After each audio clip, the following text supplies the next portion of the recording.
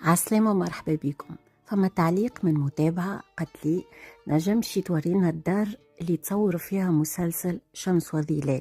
شمس وظلال هو مسلسل تصور في 2002 وكان فيه أحمد السنوسي وهشام رستم ولطفي العبدلي وأمل علوان زادة، برشا ممثلين.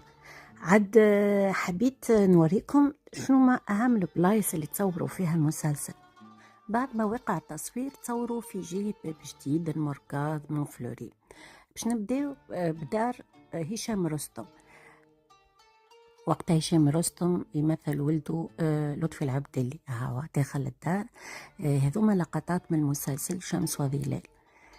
الدار هذه موجودة في منطقة مونفلوري. هي الدار هي دار مزيانة برشا، موجودة مازلت كي صورتها يعني. البلاصة الثانية اللي تصوروا فيها هذيك قشلة الجرجاني، وين فما ثكنة جرجاني وين القوس، وزوز ممثلين لطفي العبدلي وصاحبه داخلين القهوة الزعزاع. قهوة الزعزاع معروفة في منطقة المركاض باب جديد، وكانوا هيا صورتها جديدة. هي قهوة قديمة برشا وموجودة من عام 1800 وحاجة، وكانوا يسميوها قهوة الطبيبلية وعندها تاريخها. الدار اللي تصور فيها المسلسل، الدار الرئيسية دار أحمد السنوسي، هي هذا من اللقطات في المسلسل. شوفوا محلاها. هي دار موجودة في نهج سيدي بن عروس في المدينة العتيقة، وعندها باب، هذا الباب الكبير اللي تراو فيه، وعندها باب على نهج عنق الجمل. كيما تلاحظوا وقتها ما فماش قهاوي، اعذروا للنهج كيفاش فماش حتى قهوة، موجودين كانت ديار. محلاها الدار كان نشوفوا من داخل. الحق توا ما نجموش ندخلوا لخاطرها مسكرة. هذه الدار على شكلها الحالي هي توا مسكرة وتباعت، كانت على ملك عائلة جعيت، هما توا ولاو القهاوي في النهج هذا.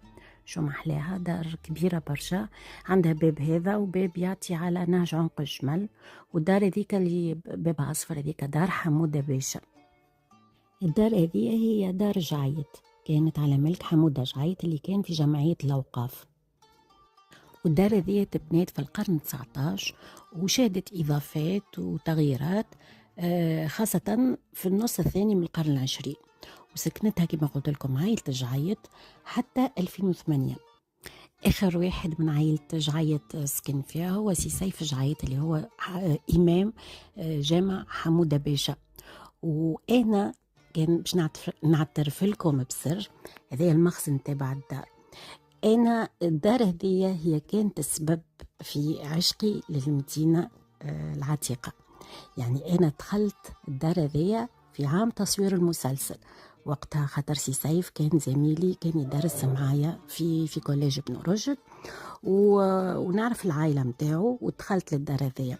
الدار هذية هي قصر، كان اكتشاف بالنسبة لي. يعني الدار هذية هي كانت السبب إني وليت مغرومة بالمدينة العتيقة وبالديار في المدينة العتيقة، وقمت بزيارة الدار هذية برشا مرات. ونتذكر روحي أول ما دخلت جيتي امبرسيوني بالزليز وبالصدار وبالدريبة وبالأقواس، بالأثاث متاعها.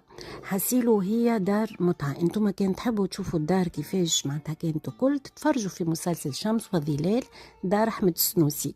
هي هذيك الدار في عام 2002 العام اللي دخلت لها. يعني الدار هذه توا على ملك خواص باش يعملوها ميزون دوت، اما حالتها لها هكا لها عوام، لا كملت ولا تحلت ولا تجدد.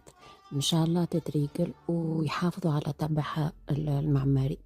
هنا دورتنا توفى، وان شاء الله نتلقاو في دورة اخرى في بلاصة تاريخية من بلايص تونس المزيانة. بسلامة.